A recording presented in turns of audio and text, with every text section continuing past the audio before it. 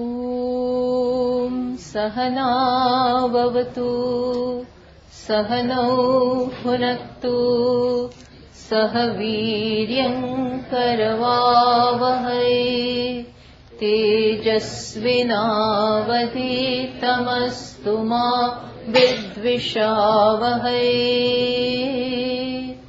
ॐ शान्ति शान्ति शान्तिः।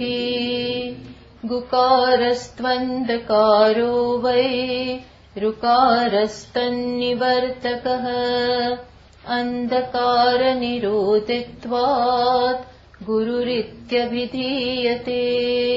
श्रुतिस्मृतिपुराणानाम् आलयं करुणालयं नमामि भगवत्पादम् शङ्करं लोकशङ्करम्। शङ्करं शङ्कराचार्यम् केशवं बादरायणम् सूत्रभाष्यकृतौ वन्दे भगवन्तौ पुनः पुनः। ईश्वरो गुरुरात्मेति मूर्तिभेदविभागिने व्योमवद्व्याप्तदेहाय दक्षिणामूर्तये नमः।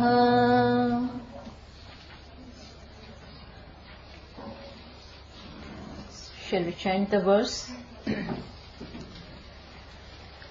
वेदो नित्यमधीयताम् तदुदितम् कर्म स्वनुष्ठीयताम्।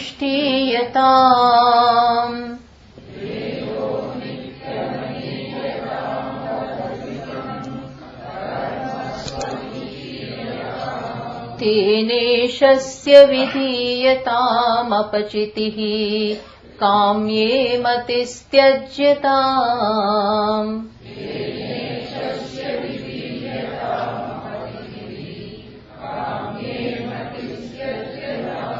पापौगः परिधूयताम् भवसुखे दोषोऽनुसन्धीयताम्।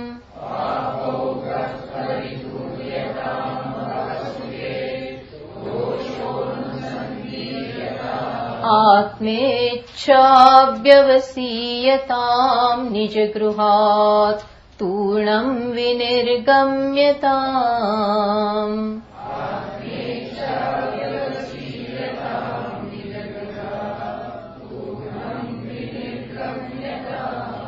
So, yesterday we saw some of these instructions.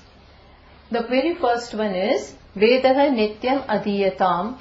Bhashyakara, the author, said that you may regularly, daily study the Vedas. Here I would like to clarify one more thing, that in these days, in these times, if we are not well versed with Vedas, we may not be well versed with them. In that case, we can always refer to Ramayana and character sketches of big Mahatmas and saints who are role models for us. Like for instance, Lord Rama, he is nothing but personification of Dharma. In each and everything, if we follow him for each and everything, how to behave with father, how to conduct myself with my mother, etc. So he can be, the ideal person. So if we are not having knowledge of Vedas, then we can always refer to this kind of characters so that they are also there to guide us. Okay, so this was one point that I wanted to make. Then the second instruction was tad uditam karma swanushthiyatam. Whatever Vedas enjoin upon you in terms of nitya naimittika karma, may you please perform them religiously. And we clarified that nitya naimittika karma means duties. Our society is based upon this concept of duty. Everybody has certain duties according to the place and role that they have to perform in life. And we play those roles to the best of our efforts. So this is what we have already seen. And behind this, the idea is that we have received, and so now it becomes our duty to contribute. We have received the favor, so now we return the favor. Again, not with the attitude that I'm doing something for you, not with that patronizing attitude, but with humility. By doing, actually, I'm not doing you a favor, but I am favoring myself. I am removing the debt and I am returning. So that also should be the attitude. Okay? Now we come to the third one. We have to perform our duties. But now the same duty is to be converted into worship. The author says, Tena ishasya vidiyatam apachitihi. Tena means by those karmas, by the duties which you perform, ishasya apachitihi vidiyatam. Ishasya means Ishvara's. May those duties now become apachitihi. Apachitihi means worship. Apachitihi means aradhana. Apachiti means puja of whom? Ishvara. So may the same duties which you have to perform become now the worship of Ishvara. See, now the author is slowly bringing Ishvara in our life. We want to know Ishvara as our very self. In short, we want to know Ishvara. We want to become his devotees. But this is not going to happen overnight. And therefore, we have to slowly but surely bring Ishvara in our life. How to do that? So Bhashyakara, the author, here suggests by this step, he is suggesting Karma Yoga. He says you perform your duties, but the same duties need not be looked upon as a burden or something that you have to do even though you do not like it. No, not in that spirit, but make it a worship. How do I make it a worship? Then let us see. Supposing, or whenever we are in our small puja room, in our room where we have kept Ishvara's image, and we do our prayers, etc. over there. And in this culture, when we carry out puja, there are so many steps involved in that. 16 steps, 5 steps, 64 steps. So many steps are there in an elaborate puja, in which we first invite the Ishvara, give him a seat, wash his feet, give him bath, give him a pair of clothes, give him ornaments, then give him food, then do his arati, etc. So many steps are there. Now understand, all these steps are different. One step is not similar to the other one. But what is common in all these steps? Ishvara is centered. All these different steps have Ishvara as its center. And I may do different things, but with my hands I am doing different things. But my heart is filled with devotion. Heart filled with devotion and mind totally focused upon Ishvara, and with hands, etc., I am serving Ishvara. So just as in such a puja action, I am totally focused upon Ishvara.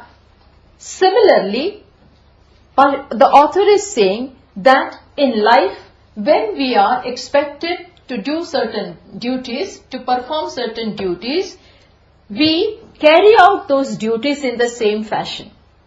Now, I am not relating as a person, but I relate to the world as a devotee. See, when we are relating to, when I am relating to my son, I may be a father. When I am relating to my father, I am a son. But now what author is saying, that you place the devotee first. Now you are a devotee and you are relating to Ishvara. So whenever I am relating with someone, Say I am a father, but now who comes first? Devotee father relates to the son. And who is the devotee really related to? Ishvara. So now, father, not father, but who gets the priority? Devotee father relates to the son. Devotee husband relates to the wife. Devotee son relates to the father.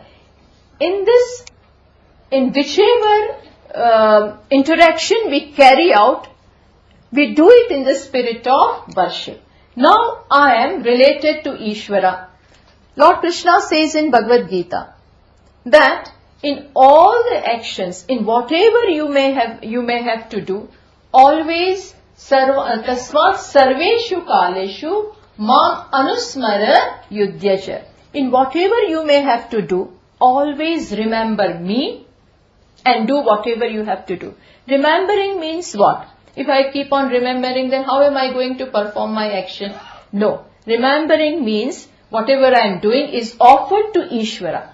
Whenever we make an offering, naturally we do it with the best of the spirit. When we offer something to Ishvara, we do our best.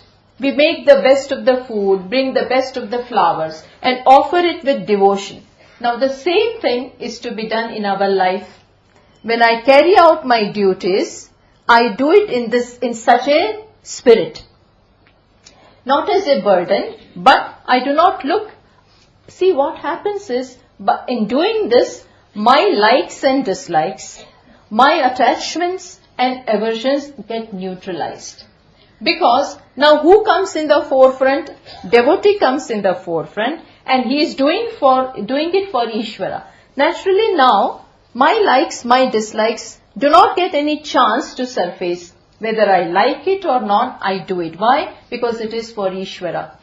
So, when I do it with the spirit of offering, Lord Krishna says, the spirit of offering, yajna, is prevalent in the creation. Evam pravartitam chakram, the spirit of yajna, this whole creation runs in the spirit of yajna.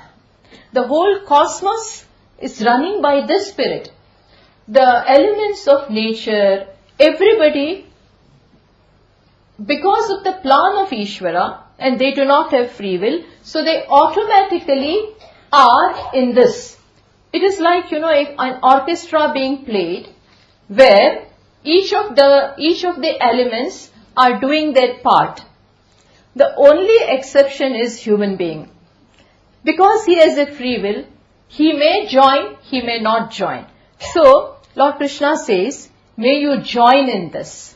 May you join in this spirit of yajna, which is prevalent in the creation. Yajna itself means Vishnu. Yajno vai Vishnuhu. Vishnu means he is prevalent everywhere. May you offer each of your actions to him. Yad karoshi, yadashnasi, yad juhoshi, dadasiyat. Lord Krishna says in Bhagavad Gita, whatever you do, whatever you eat, whatever you do, may you offer it to me. When you offer it to me, it automatically becomes my worship. So you see how performance of duty is converted into worship. Slowly but surely, Ishvara comes into our life. And when he comes, naturally the ego or the I goes behind. So, more of Ishvara, less of I. Automatically, this thing happens in life. Then the author says, the fourth instruction, Kamye matihi tyajyatam. Bhashyakara says, Kamye matihi tyajyatam. May you give up. Tyajyatam means may you give up or forsake what? Matihi. Matihi means your orientation, your inclination, your interest in kamye. Kamye means in personal desires, in actions which are prompted by personal desires. So you understand now what Bhashyakara is saying? He says now slowly, you definitely perform your nitya naimittika karma, your actions which are in the form of your duties, but slowly give up which kind of karmas? Kamya karma. Kamya karma means actions which are done for my own benefit. Actions which are prompted for my own welfare, to enhance my security, my pleasure, my status, something by which I feel I will be larger, bigger. It will give me some ego gratification, etc. So, author says, may you now slowly give up this kind of karmas. Why? Because so far, now see, we have to be very careful. This instruction is being given to a seeker, is being given to a mumukshu, and he has so far analyzed life. He has already seen that by fulfilling desires, the desire per se doesn't go. One desire replaces the other desire, but the desirer remains intact. That means that insufficient, insignificant, demanding jiva continues.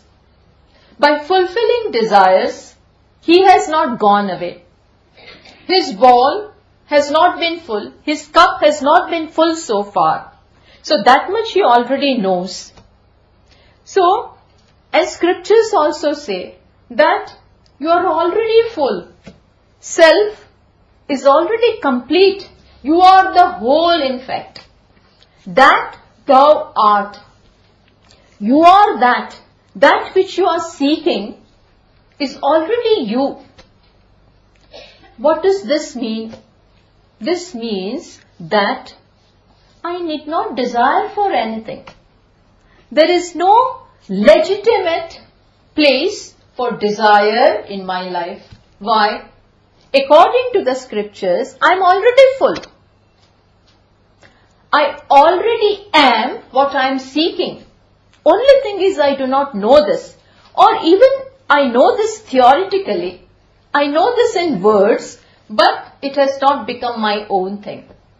It is not my own thing. I have not owned up this knowledge, but I know it in words. Even when I know this in words, if I continue to fulfill my small desires, desire for security, for pleasures, etc., then what does it mean? It means that I am denying myself. I am denying my true nature. What is that nature? I am already full. Satchidanandaham. I am already full. I am complete. That will be denied.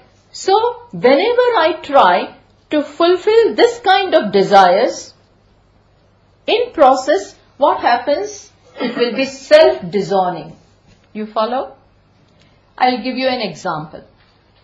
Suppose there is a billionaire's son. And he knows that his father is a billionaire.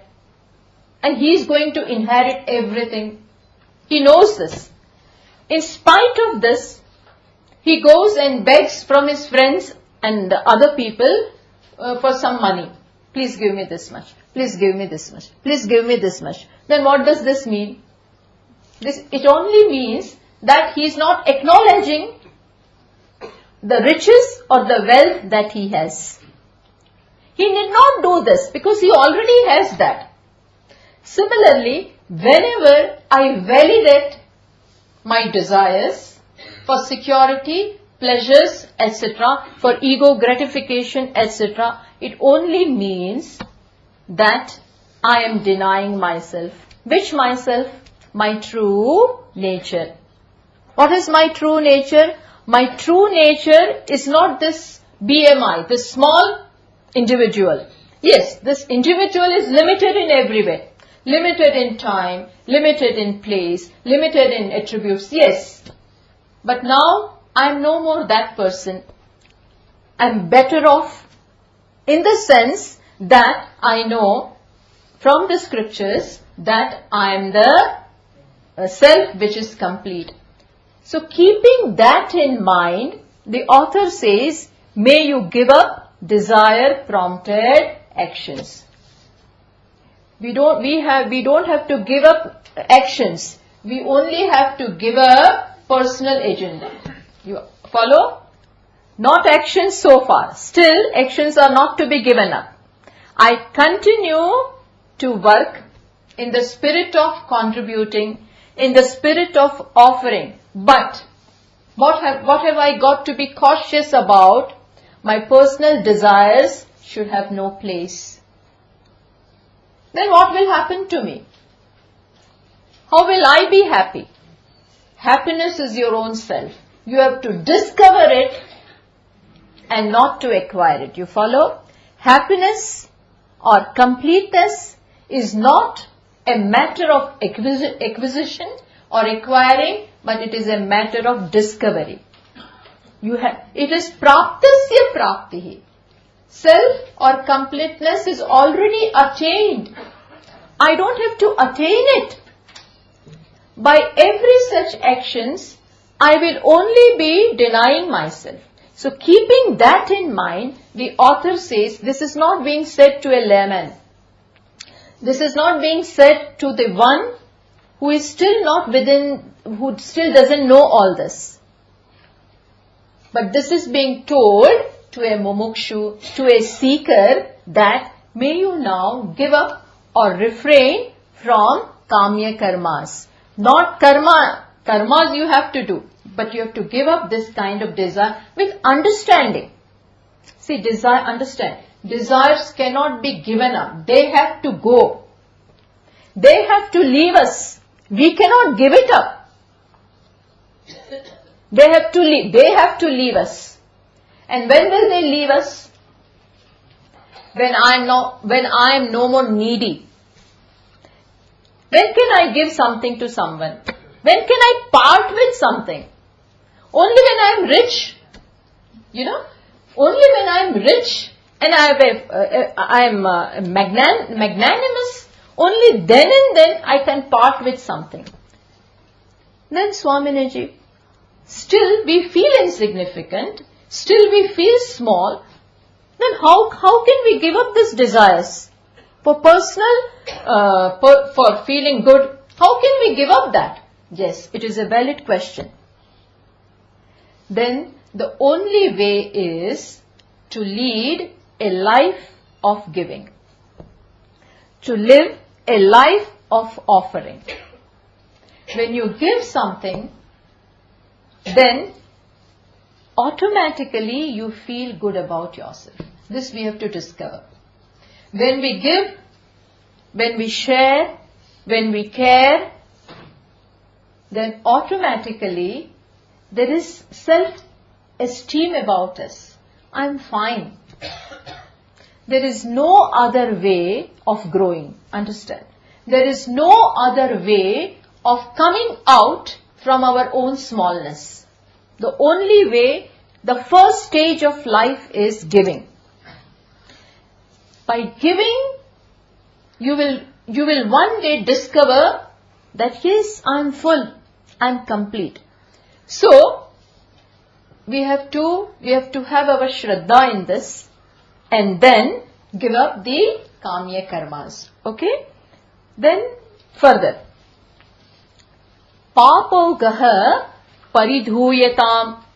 Papasya ogaha samuhaha papogaha. But the author says, may you, let the multitude of sins be uprooted. Papasya, papogaha means the bundle of papas. Papa means, see, understand. First, let us do the translation.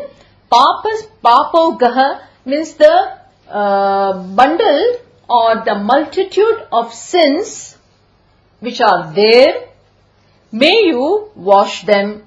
May you destroy them. So, now we have to understand first, what is this papa? Papa means an unbecoming action which I may have knowingly or unknowingly committed. See, on the first day we discussed that there is a order or dharma prevalent in the creation. And if our actions violate this harmony, violate this dharma, then it would be an action called papa. Because I have no right to snatch away others' happiness. I have no right to trample upon others' happiness. And if out of ignorance or selfishness, if I happen to do that, then there is a law in this creation that you will have to pay for it. In what way? Then it will disturb your mind. Papa means it will create such a condition where I will undergo pain, mentally, physically, etc. There will be obstacles in my life. Just as last evening, Swamiji was discussing the Shanti mantra, where in the end we chant Om Shantihi, Shantihi, Shantihi. Means may the obstacles coming from my own personality, may the obstacles coming from the elemental level, may the obstacles coming from the Devi level, all of them may let there be peace at all these levels, because there can be obstacles coming from all these sources. Why do they come? Because we are responsible for that. We need not condemn ourselves today because of that. No, I am like that only. And that is why these obstacles are there in my life. No, it is not meant for that. We need not condemn ourselves today. But the very fact that there is sorrow in my mind, the very fact that I am disturbed, the very fact that I cannot command my focus, shows that there are some problems. There are obstacles in life, and we accept that. But we have to realize that along with that, I will not be able to proceed on this path. It will not be that easy along with the obstacles. And therefore, the author makes it a point to say, may you wash them out. May you get rid of this. No, I have no obstacles. If you don't have obstacles, fine. But there is no guarantee.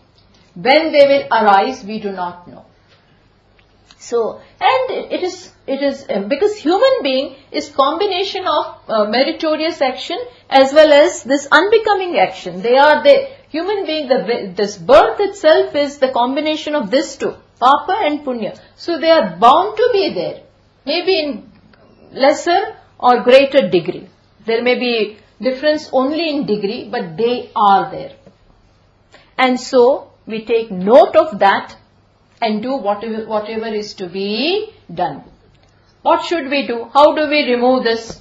Because there is a verse, they say, Jnanam utpadyate pumsam kshayat papasya karmanah. Knowledge will arise, knowledge will manifest only when these are removed. Kshayat papasya karmanah. When these go away. How will they go away? They will not go away on their own. Because they are already released from the arrow. They are already having effect. So, what can I do? I neutralize it.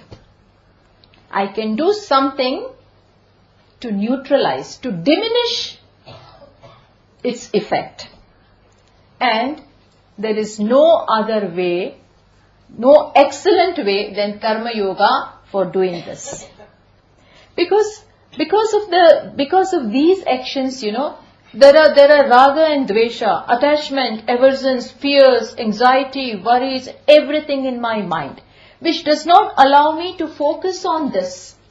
My mind, when I want to know the self which is full, which is of the nature of happiness, which is beyond karma, when I want to know this kind of the self, it is not possible that I can know this with a mind which is unhappy. I want to know the self which is happiness, understand? And with the mind that is sorrowful and unhappy today, it's not going to happen that I can know such an Atma. So mind also has to be relatively happy, cheerful, to know the self which is which is happy in the absolute sense. So that has to happen. How do I do that? As I said, living a life which is characterized by reaching out, which is characterized by giving, contributing. In this, slowly they get neutralized.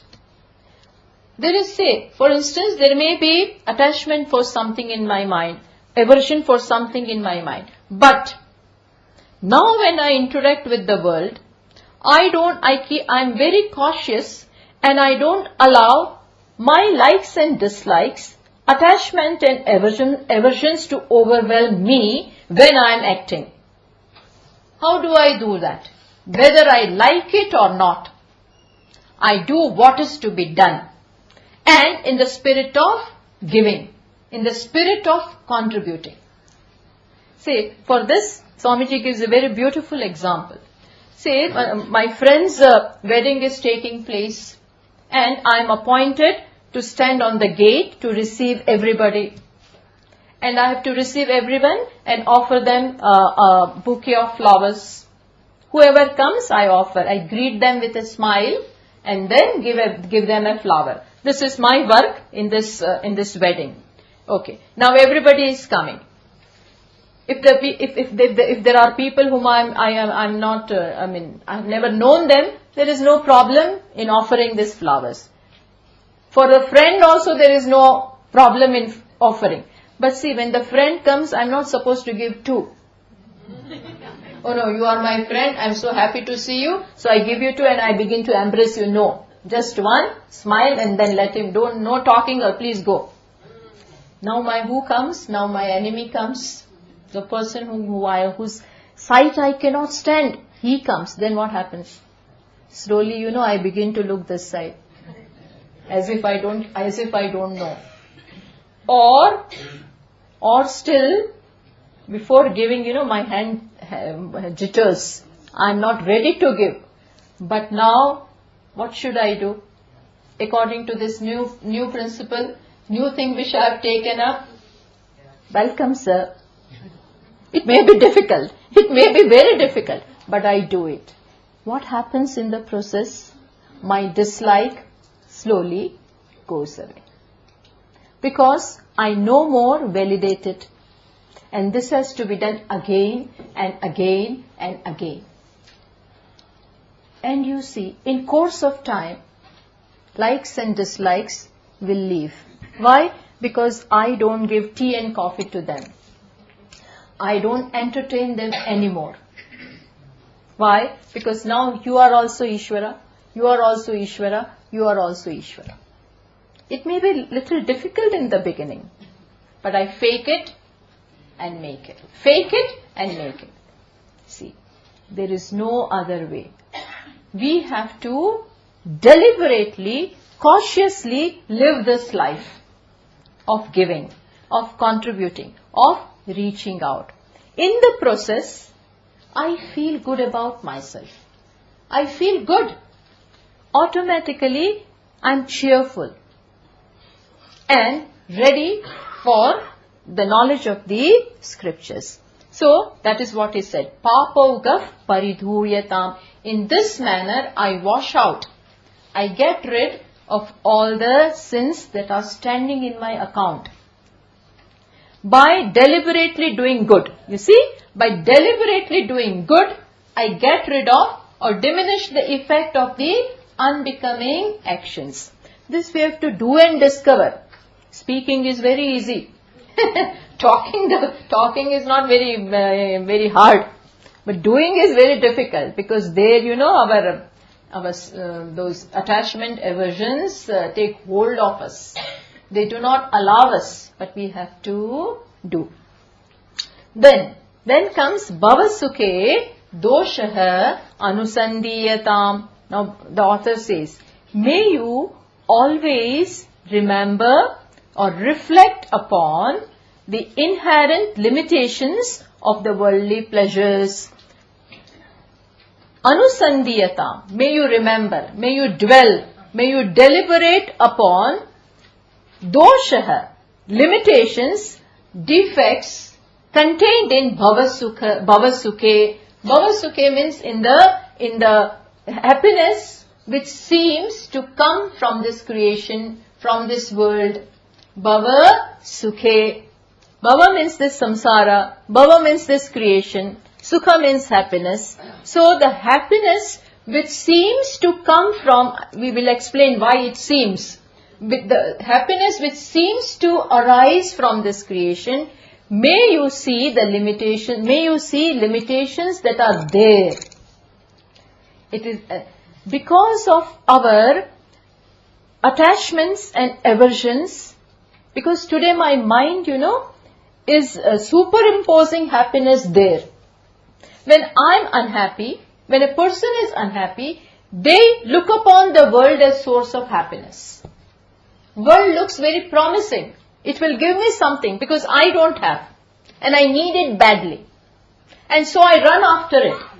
The author says, before running, may you now realize, may you know that there is not even an ounce or a drop of happiness in the creation. Because it is mithya, because it is inert, because it is not really there.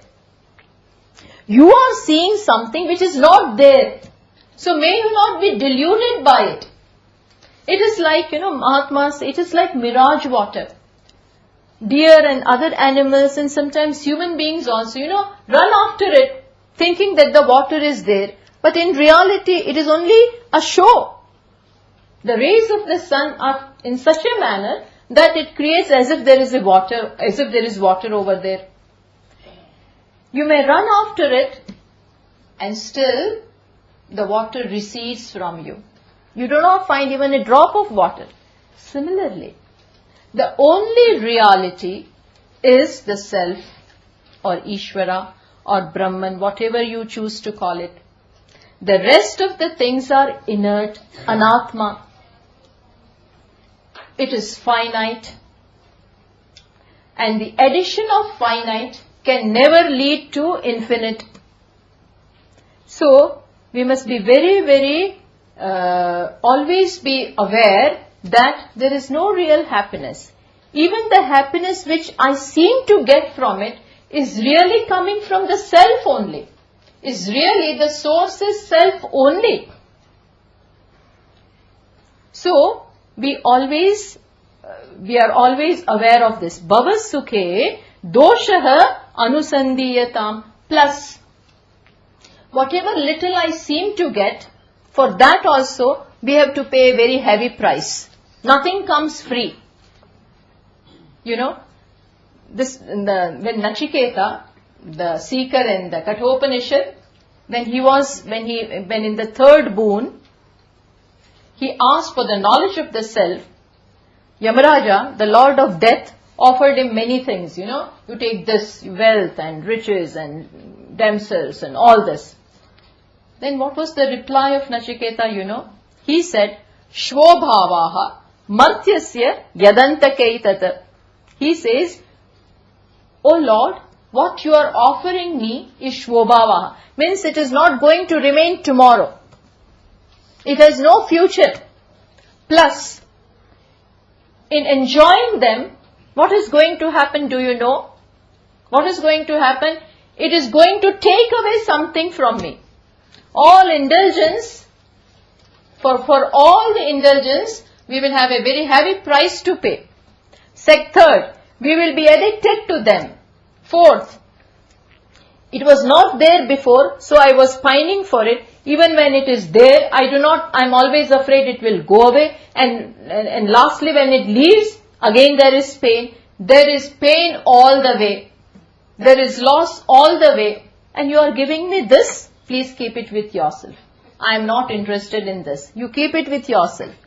Actually, Lord of Death offered him a blank check, you take whatever you want. And he very politely refused, rejected, with this understanding. What? That everything in this creation is laden with asti, jayate, vardate, viparinamate, apakshiyate. Means there is constant change. Things are constantly waning away, constantly changing, and one day it will just go away. In birth there is, Lord Krishna also says in one of the 20 values in the 13th chapter, Lord Krishna says, Janma mrityu jara vyadhi dukkha doshanu darshanam. May you always see the dukkha contained in all this. Janma, mrityu, jara, vyadhi. In janma means in birth there is pain. Okay, in between also more of, as Pujya Swamiji used to say, dukkham, dukkham, dukkham, dukkham, dukkham, sukham. Dukkham, dukkham, dukkham, dukkham, dukkham, dukkham, dukkham, sukham. Like, after so much of all this, there may be 1 or 2 drops of sukham. Then again a chain of dukkha. And then mrityu, lot of dukkha. If it comes in a second, fine, but it doesn't come. It doesn't come that way. We may wish, oh please take away now. Please Lord, please take me. But if he doesn't want to pay heed to this, he won't. It will torture us. So in janma, mrityu, jara, obviously, old age, we all know what it is. Now we can't get up. Once you sit, you can't get up. Once you get up, then you can't still walk. Then the back, then eyes, everything slowly, everything slowly declines. And then along with in all those stages, there is lot of pain. May you remember this. Do not be attracted by the other side, but the glamour. But see the flip side of the coin. This is also there. And this is the stark reality. Remind yourself of this all the time. Dosha drushtya muhur muhu. Shankaracharya says in Vivek Chudamani also. Always bring your focus back to the self by reminding yourself again and again, showing the limitations of this world, showing it again and again, and then bring it back. Lord Krishna also says, Anityam asukham lokam imam prapya bhajasvamam. O Arjuna, having come into this creation which is limited, which is time bound, limited in every way, may you worship me. Anityam asukham. There is no sukha here. Having come here, may you worship me. So in this manner, in this manner we constantly remind ourselves of our goal and be also aware of the reality of this finite creation. Bhavasukhe doshaha anusandiyatam. Then what? And what should be done? Then author says, Atmecha vyavasiyatam. Atma ichcha vyavasiyatam. May you, here in the translation it says, entertain desire for knowing the self. May you constantly, Atma ichcha vyavasiyatam. May you firm up the desire for the self. What do you mean by desire for the self? Self is already there. How can I desire that which is already there? How can I desire that? Yes, exactly. It is already there, but I do not know what it is. I am not able to reap the benefits, the fruits of what is already there. And that is because there is disowning. I do not know what this is. I do not know what the dimension, what the nature of the self is. And that is why this samsara is. That is why I am running out. So, now may you firm up the desire for knowing the self. Knowing the self means knowing, because now in reality, self is not away from me. If at all there is any distance, then it is the distance of ignorance. It is the distance of ignorance. No real ignorance. Just like the 10th man. The one who is looking for the 10th man, Himself is the 10th man. And so what needs to be done is, he should know that he himself is the 10th man and abide in that. See, there is an incident in Brihadaranyaka when Yajnavalkya, the great sage, he was a householder and he had 2 wives. Then one day he calls both of his wives and declares, and he tells them that now I wish to go. I wish to renounce, and whatever is my security, whatever is my wealth, I distribute it between 2 of you. So one of the wives, called Katyayani, okay, fine, she took her part, she took her share and went away.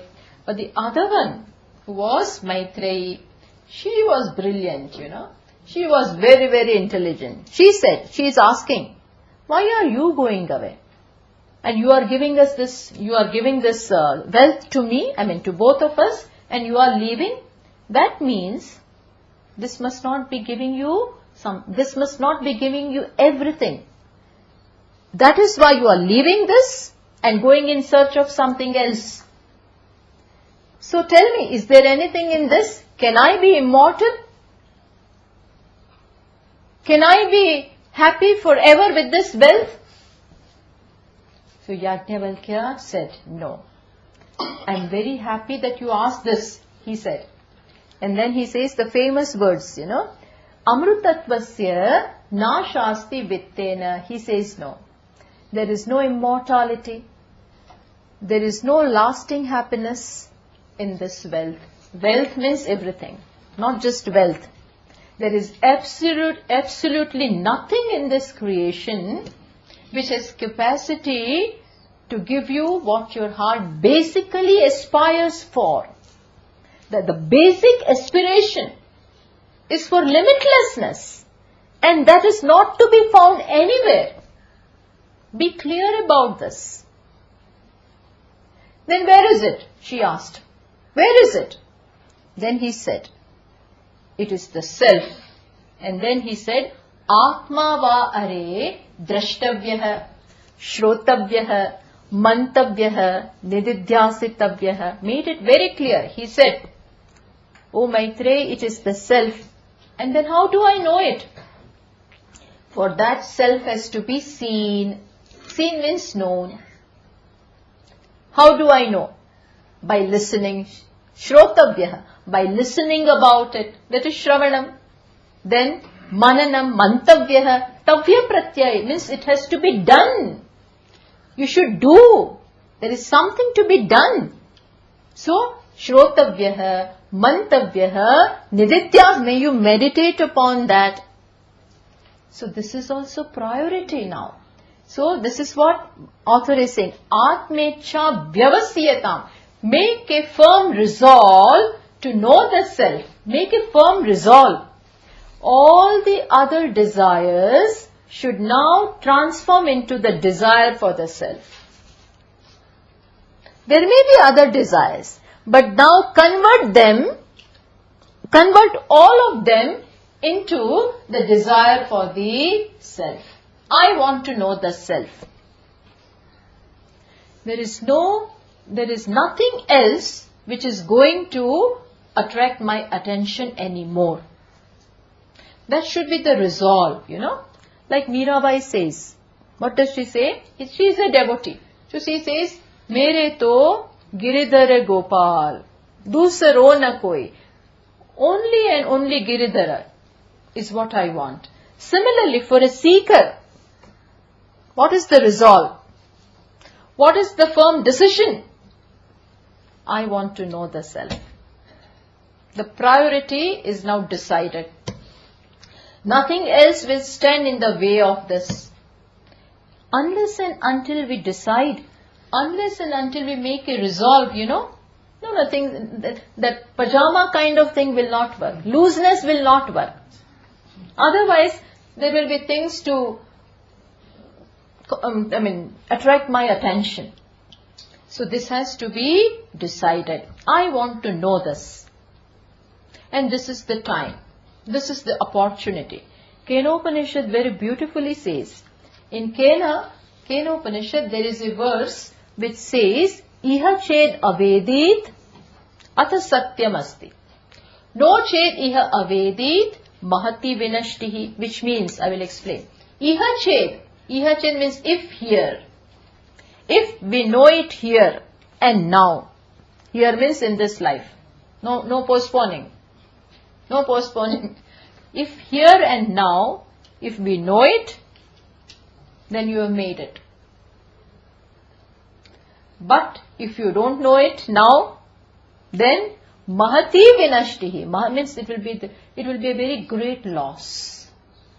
Very great loss. How come? No, it will come again. We have no guarantee. We have no guarantee. Whether we will get this chance again or not. See this, I'm not being pessimistic. But this is what it is. We have to face the realities someday. So, make a firm resolve. This is what I want to know. This is the most important. Lord Krishna also says, Vyavasayatmika buddhihi eka iha kurunandana.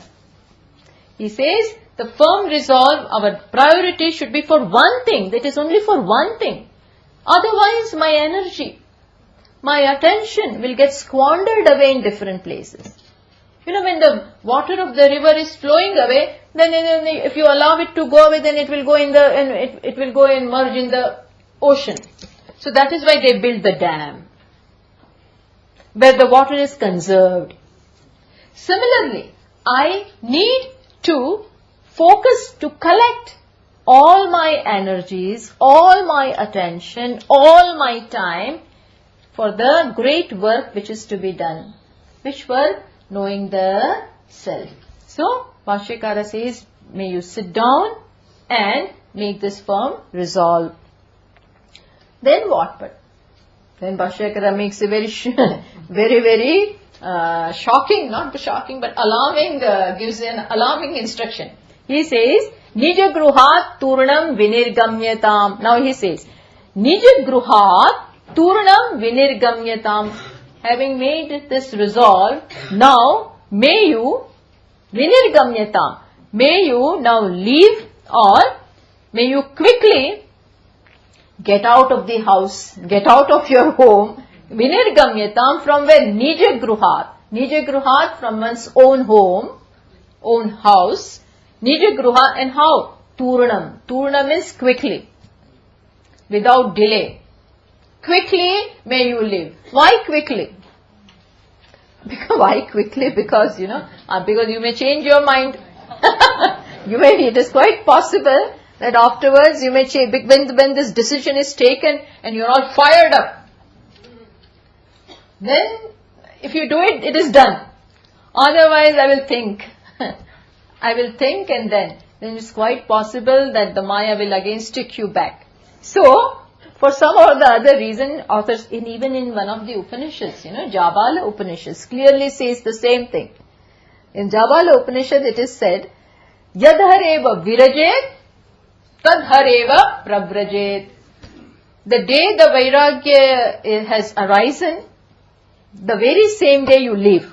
Tadhareva prabrajet, may you go. No, this is not practical. We'll come to that, This may not sound practical, I can understand. Because where to go? And do what? So, what it means is, what author is trying to say is that home means gruha, nija gruha. Home means, so many things are associated with home. We have to give up that. Home means attachment. Home means every member, is bound with that, bound by love and warmth and everything. So home means that. Home means along with all this responsibility. Home means duties. Home means demands. Home means attachment. All this is there. All this can pose an obstacle in this venture, the new thing which you want to do. Let not all this obstruct you. Whether it may not, if it is not practical, we do not, I will not say that you should leave, but at least give up this much. What? Sense of attachment. Strong bond is there, because of that, we are all the time worried about our people. Home means that. Everybody is bound by that, by the string of love. What happened to him? What will happen to him? What will happen to him? All this is bound to be there. We can understand. But that will not allow you to contemplate upon the self. There is a strong sense of duty, because this house is a setup where everybody contributes. You do your duty, other one also does his duty, and that is how it goes, Living in the home and enjoying all the benefits, you can't remain without contributing. You cannot say, I will just sit in my room and eat. Please give me food 2 times. It's not possible. And even if it is done, you will feel guilty within. I'm not contributing anything. It is bound to be there, because when you are enjoying the benefits, when you are enjoying all the rights, automatically it becomes the duty to give back. So when you are a member, you cannot escape, and enjoying everything, you cannot escape this sense of guilt. So even when you are sitting and doing mala, what will you remember? Oh, I am not doing anything. It is bound to be. So that sensitivity will be there in such a person. And so, that is what Bhashyakara is hinting at. Sense of response. And when you are there, whether you have it or not, others will tell you, please go and buy that thing and come. You are sitting idle, please go and buy vegetables, do this, do that. And attachment, sense of ownership is also there. This belongs to me. This belongs to me. This belongs to me. That sense of ownership is also a big distraction. It is a big distraction. And that is why home means give up all that. We may not give up our house, but we have to, whether we give up or not, we have to give up this. What we have to give up? This attachment. Love is fine, but not attachment. Not asakti. Asakti, love is what? Where you give freedom. You do whatever is to be. You care, but without any demand.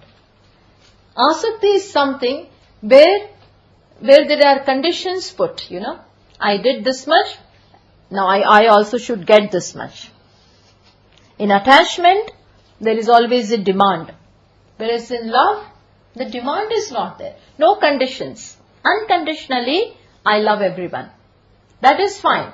But here, this attachment has all this, and home means all this. We give up the sense of ownership also. So, when Bhashyakara is suggesting that when this desire has arisen, may you protect it. When this curiosity for knowing the self, this jignasa has arisen, the sprout, the seed, and from the seed that sprout has come now, so may you now protect it. Otherwise, it is quite possible that it may get destroyed. See, when the sprout and the plant is small, it requires care.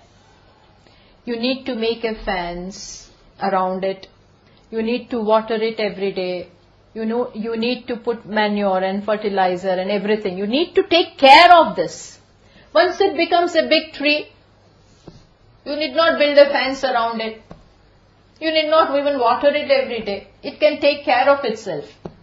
But when it is like this, very tender, very small, then it needs to be protected. That is what author is suggesting. That the seed of curiosity which has arisen needs to be protected, tended, and taken care of. It needs this at this time. At this point of time, you need to focus on that. Let it not get destroyed. And therefore, decide what is to be done. And even otherwise, it is always good to lead a life keeping in mind the goal which we have. Like, see, I see in USA that these children, when they finish their school and then they join the university, then they leave their home. Even if the parents are nearby, they decide to go and live in the hostels, etc. Why? Because we have to study till late night. We have to go to the college and university and spend time and all that. All that is not possible if we are at home. So it is better that we go there. Similarly here also, your lifestyle should be in keeping with your goal. At home, the practicality would be, wherever you are, create such an environment. Wherever you are, create such an environment which becomes conducive to what you want to do. Need not give up, because everywhere it will be the same. So, wherever you are, create an environment. With the people you are, live like a guest. Guest means no demands, huh? Guest generally doesn't demand. Whatever is here, no, I don't want this, make other things. No. Guest happily takes whatever is given. Similarly, live like a guest at house. No demand. Whatever is this. See, if we live like this, then maybe the home also will not be a problem. No demands. I happily put up with whatever is there. Put up with whatever is there. And happily, not with grudge. See to it that your mind is not disturbed. We get disturbed because we have demands. We have expectations. You should have done this.